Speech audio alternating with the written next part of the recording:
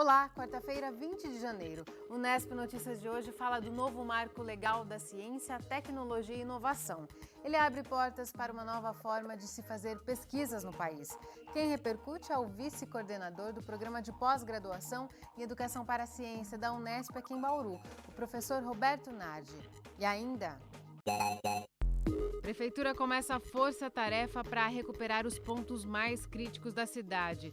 Estimativa de gastos é de 5 milhões de reais. A situação do Rio Batalha é preocupante.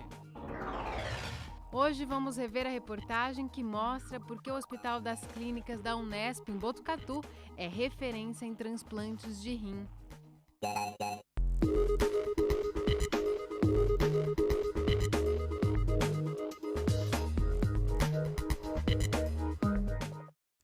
Começou hoje pela manhã a força-tarefa do município para atender as regiões mais críticas atingidas pela chuvarada da semana passada. O prefeito de Bauru e vários secretários municipais se reuniram ontem para definir as prioridades. A situação do Rio Batalha é uma das que mais preocupam. A ideia é elaborar um plano de emergências para a cidade poder captar recursos do governo federal. Os gastos para recuperar a cidade estão estimados em 5 milhões de reais. Por enquanto, o município trabalha com o que tem em caixa. Na Avenida Antenor de Almeida, na região próxima ao condomínio Chácara Odete, equipes trabalham na construção de galerias pluviais e na recuperação do aterro degradado pela erosão. Só aqui o custo da obra é de R$ 700 mil. Já no final da rua Tamandaré, na Vila Independência, a recomposição das galerias e a contenção da erosão estão mais adiantadas e vão custar cerca de R$ 300 mil. No Distrito Industrial, os trabalhos ainda não começaram e a erosão já coloca em risco parte da linha férrea. Para recuperar tudo, o investimento previsto é grande, R$ 1.300 mil. As obras já estavam previstas antes mesmo das chuvas que castigaram Bauru nos últimos dias. Além desses locais, segundo a Secretaria de Obras, outras 10 áreas da cidade precisam de serviços similares. O problema é conseguir recursos financeiros para dar conta de toda a demanda.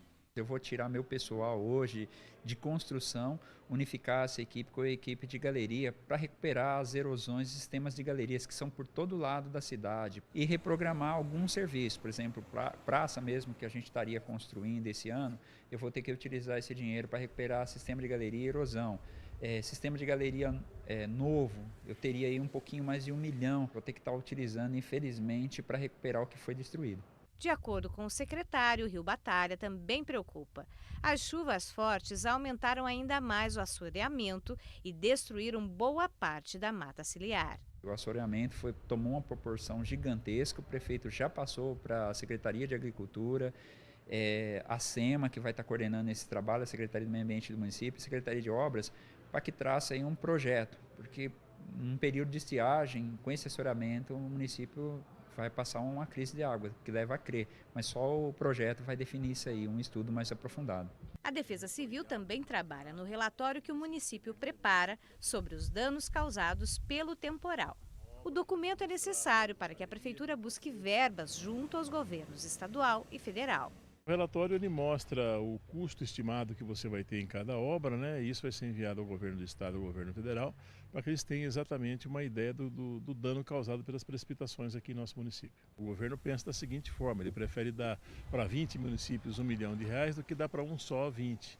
Então nós temos que argumentar muito bem, buscar os deputados que vão estar percorrendo as áreas ministeriais e as áreas de secretaria do estado, para que possam encaixar alguns projetos para o município. Brito também aponta a situação do Rio Batalha como uma das maiores preocupações de Bauru. O Rio Batalha hoje no seu curso alto, né, que vem desde a serrinha ali de Agudos até a região aqui de Bauru, ele está praticamente um rio residual, né? Tem trechos aí com 5 centímetros de água. Formou-se grandes bancos de areia, há uma água represada em vários pontos também. Infelizmente algumas lagoas foram rompidas, pesqueiros se perderam, esses peixes correram tudo para o Rio Batalha, provavelmente desceram com a chuva lá para a região de Avaí, onde tem um volume um pouco maior. Mas é uma situação que preocupa porque ele é um rio que abastece Bauru, né? E 140 mil pessoas dependem dessa água para a sua sobrevivência. Pelo menos a chuva está dando uma trégua nesta semana para Bauru. Vamos ver se o tempo continua aberto nos próximos dias. As informações são do IPMET e do CPTEC. Pancadas de chuvas acompanhadas por raios atingem neste momento o nordeste do estado, na região de Ribeirão Preto. Nesta quinta, o tempo aberto predomina, mas a previsão de chuvas à tarde se mantém no norte e litoral de São Paulo. Em Bauru, sol entre nuvens até sábado, pelo menos. Agora a umidade do ar é de 59%. Temos ventos de brisa a 13 km por hora. Hoje os termômetros variaram entre 19 e 32 graus. Nesta quinta, a mínima prevista é de 19 de novo e a máxima de 31 graus. A seguir, vamos lembrar por que o Hospital das Clínicas da Unesp em Botucatu é referência na área de captação e doação de órgãos. A unidade é a que mais faz transplantes de rins no interior de São Paulo. É daqui a pouco, voltamos já já.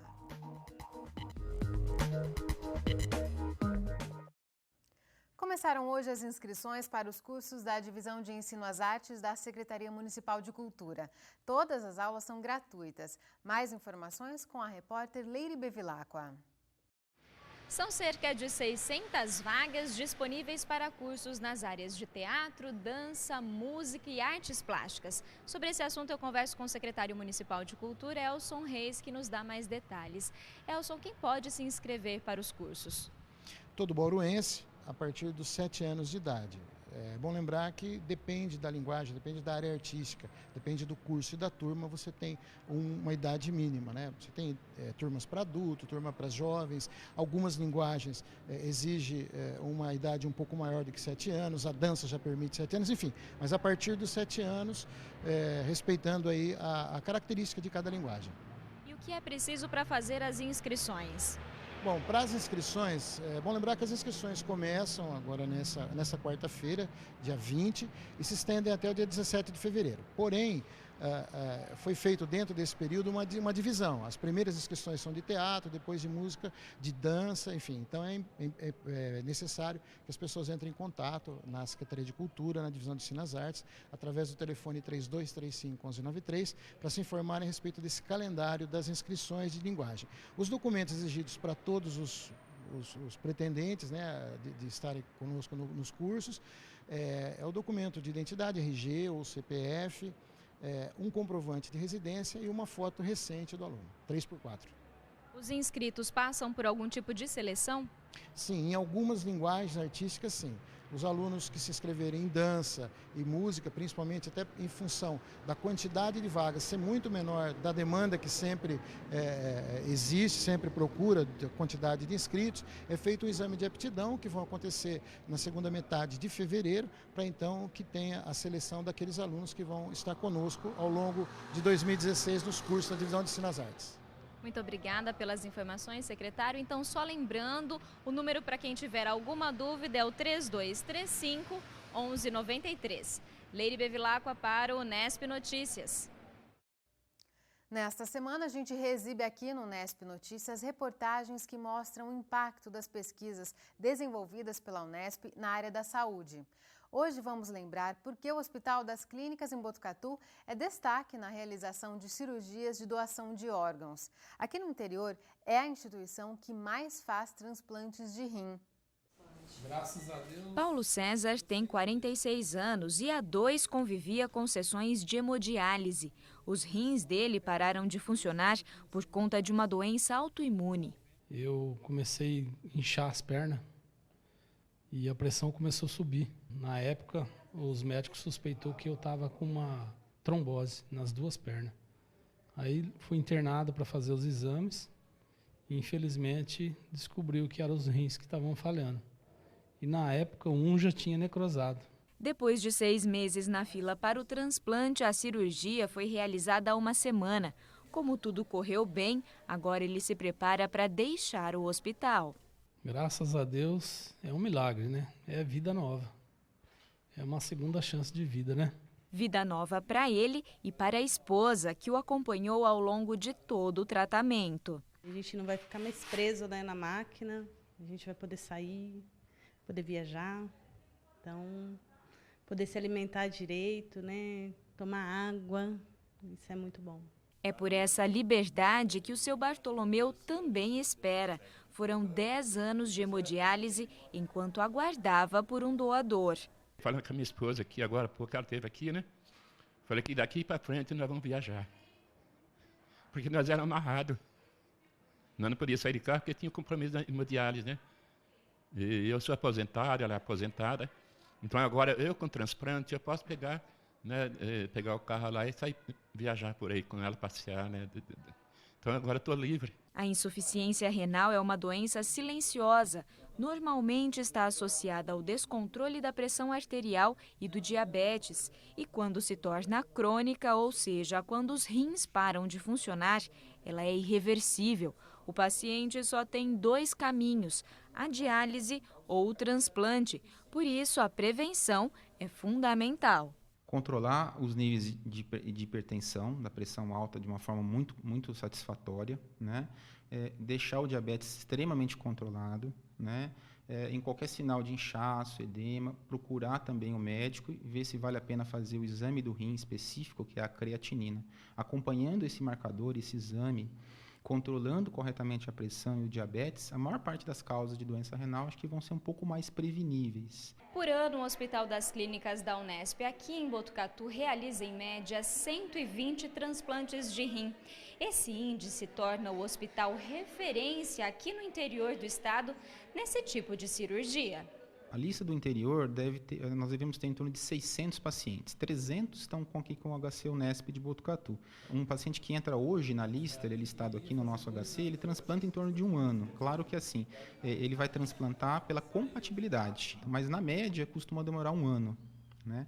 Então a gente acha que é um tempo bastante curto hoje, né, perto do que era no passado, tornando o HC um hospital de referência para esse tipo de procedimento e também o nosso estado como referência para transplante com doador falecido. O HC faz transplantes desde 1987 e só foi possível atingir esse volume de cirurgias com um trabalho integrado do corpo clínico. Apesar de significativo, o número de procedimentos poderia ser ainda maior, mas isso não acontece porque o volume de doações ainda é pequeno. A recusa familiar hoje no estado, ela pode chegar até 40%, às vezes até 50%. Metade dos casos que iriam para a doação são recusados pela família. Então, se a gente trabalhasse um pouco em campanhas educativas, a gente poderia reduzir essa recusa, por exemplo, a 30%, talvez 15%, um número um pouco mais aceitável. Com isso, a oferta de doadores aumenta e, naturalmente, o número de transplantes também vai aumentar, de rim e de outros órgãos. A seguir, a gente conversa sobre o novo Marco Legal da Ciência, Tecnologia e Inovação, sancionado na semana passada pela presidente Dilma Rousseff. Quem explica as principais mudanças é o vice-coordenador do Programa de Pós-Graduação em Educação para a Ciência da Unesp aqui em Bauru. Vamos receber o professor Roberto Nardi. Voltamos num instante só. Voltamos para repercutir uma mudança na legislação que pode transformar a forma como se faz pesquisas no Brasil. Foi sancionado na semana passada pela presidente Dilma Rousseff o novo Marco Legal da Ciência, Tecnologia e Inovação. Para falar sobre esse assunto, recebemos o vice-coordenador da pós-graduação em Educação para a Ciência da Unesp aqui em Bauru, o professor Roberto Nardi. Professor, muito obrigada por sua presença aqui no Unesp Notícias. É um prazer estar com vocês aí, colaborar na divulgação dessas inovações que estão acontecendo na área da ciência no país nesse momento. Professor, e quais são as principais mudanças trazidas por esse novo marco? Ou por que alterar as regras vigentes até então? Você vê, a produção científica no Brasil, ela ocorre principalmente em universidades, grande parcela dessas universidades são públicas, né, as federais, estaduais, e em centros de pesquisa. E, em geral, para que isso aconteça, os pesquisadores são contratados em tempo integral. Então, isso limita um pouco a aproximação dos pesquisadores com a iniciativa privada, né? Então, a ideia desse marco é flexibilizar um pouco nessa questão, né? Quer dizer, se tentar fazer com que ocorra mais cooperação entre a produção de ciência nos ambientes públicos e nas empresas, na iniciativa privada, né? Essa é uma questão. Uma outra questão também que é importante é desburocratizar um pouco o processo, porque você vê hoje um pesquisador, ele precisa de insumos, de máquinas, de materiais que devem ser importados e as regras são muito, assim, é muito difícil esse processo. Então, isso flexibiliza um pouco, né? Então, isso vem sendo discutido nos últimos anos e, assim, sociedades científicas, como a Sociedade Brasileira para o Progresso da Ciência, a SBPC, né? A a Academia Brasileira de Ciências e outras associações científicas aí têm participado dessa discussão, também representantes da iniciativa privada e de outros órgãos que poderão se beneficiar dessas discussões, né? A gente entende que a universidade, ela produz, ela faz a pesquisa, mas é a iniciativa privada que depois vai produzir em larga escala, vai pôr no mercado. Essa aproximação é importante. Mas, por outro lado, professor, essa aproximação de mercado e universidade pública, de alguma forma, ela pode ameaçar a finalidade primeira da universidade pública, que é atender aos interesses da sociedade? Então, essa discussão ela é importantíssima porque está sendo feita às claras para a sociedade. Então, todos nós, tanto cientistas quanto a população em geral, tem que participar dessa discussão. Por isso que é interessante divulgar de uma forma ampla essas questões. A universidade ela tem um compromisso, né, principalmente as universidades públicas, de produzir o conhecimento, mas isso tem que chegar à sociedade. Então, esse caminho entre a produção da ciência ou de qualquer produto ou tecnologia, a ideia é que seja absorvido pela sociedade.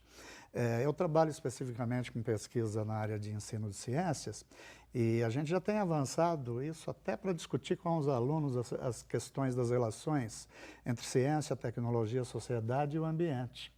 Elas não são relações assim tão simples. Quer dizer, o governo investe numa pesquisa aqui, no caso das universidades públicas, esse conhecimento ele tem que chegar à sociedade. Muitas vezes quem é o beneficiário seriam empresas privadas. Então, como se faz essa ligação? Quer dizer, qual é o papel da empresa privada nessa questão? Qual é o papel do público? Nessas relações público-privadas, elas não são tão simples, né? Quem vai definir o que vai ser pesquisado, por exemplo? Então, essa é uma discussão que passa dentro da universidade. Será que o fato, por exemplo, da iniciativa privada pagar essa pesquisa, por exemplo, dar suporte a essa pesquisa, não cairia no caso de ela definir as linhas de pesquisa, ou as pesquisas que é feita na universidade? É uma discussão até,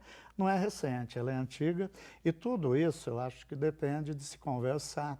Essas relações têm que ficar claras, têm que ser embasadas em questões éticas, né? E o momento é propício, porque eu vejo que o que está se discutindo politicamente, essas discussões de hoje, que mostram a questão primordial, que é das questões políticas, sociais, que é a ética, né? Isso precisa entrar nessa discussão de uma forma bem contundente, porque quando se muda de repente, né? Porque embora até a Unesp em si, as universidades públicas do Estado de São Paulo, de uma certa forma, elas já trabalham essa questão, porque dentro das universidades tem fundações que faz meio que esse link entre o público e o privado. O novo marco ele vem regulamentar, né? Formalizar essas relações.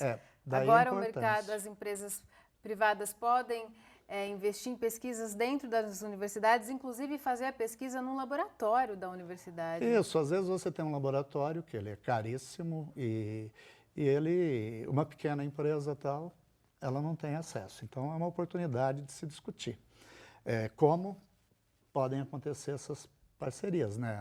Você vê, eu fiz o mestrado no exterior, eu vejo assim, tanto indivíduos como associações, doam muito para a universidade. O Brasil ainda, essa colaboração é muito tímida. Então, não tem essa cultura. Nós não temos essa cultura de se investir na universidade, que é um investimento que é para a população como um todo, né? Por isso que é importante você discutir, como eu estava dizendo, essas relações que a gente chama CTSA. Como que a produção da ciência, a geração de tecnologia impacta na sociedade, no ambiente, né? Você vê hoje discussões de transgênicos, de organismos modificados, tudo isso acaba impactando de uma forma geral.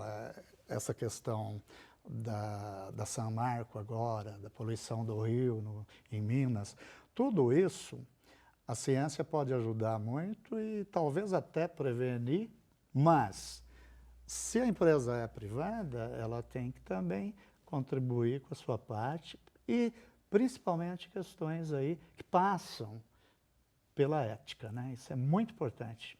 Além dessa discussão ética, professor, um outro aspecto trazido pelo novo marco, que você já até mencionou, é a questão de desburocratizar. O que ele dá liberdade para o pesquisador fazer o que a partir de agora, que torna a pesquisa mais fácil?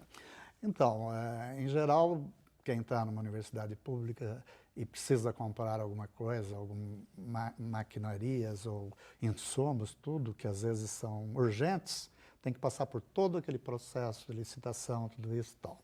Então, nesse sentido, tanto para investimentos dentro do país como para os internacionais, isso desburocratiza um pouco. Nesse sentido, é interessante, mas também, né, eu volto aí na questão importante, que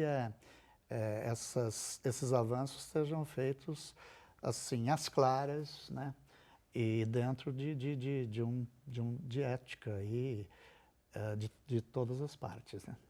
Tá certo, professor. Muito obrigada por aprofundar essa discussão aqui no Nesp Notícias. A gente está à disposição sempre que necessário para esclarecer a população. Eu acho que no Brasil a TV como a Unesp, as TVs fazem um papel importante de levar ao público essas discussões que às vezes estão muito longe da população. E para os alunos também da educação básica, do ensino superior, porque a questão da produção científica e de como a ciência chega até a sociedade é um problema que não é só dos cientistas, é de toda a população, né? Com certeza. Obrigada mais uma vez, muito obrigado. Professor. O Nesp Notícias termina aqui, mas antes de encerrarmos, uma dica para quem está a fim de curtir um som bem dançante hoje à noite. Logo mais, às 9 horas, no Sesc, tem show do cantor e bailarino Lineker. O artista, que é daqui do interior de Araraquara, vem conquistando fãs em todo o país com carisma e musicalidade. Fique então com um pouco de Lineker e banda. Nós voltamos amanhã às 6h30 da noite, ao vivo. Tchau! Passei pra dar um cheiro na Luísa, mais Luísa do Brasil. E aproveitei pra dar um certo, até porque eu não tava com frio. Passei pra dar um cheiro na Luísa, mais Luísa do Brasil. E aproveitei pra dar um certo, até porque eu não tava com frio. Chovia e a Luísa só queria saber de se molhar. Pra quê? E eu e o Zé vou deixar pra lá. Passei pra dar um cheiro da Luísa, mais Luísa do Brasil. E aproveitei pra dar um Zé, até porque eu não tava com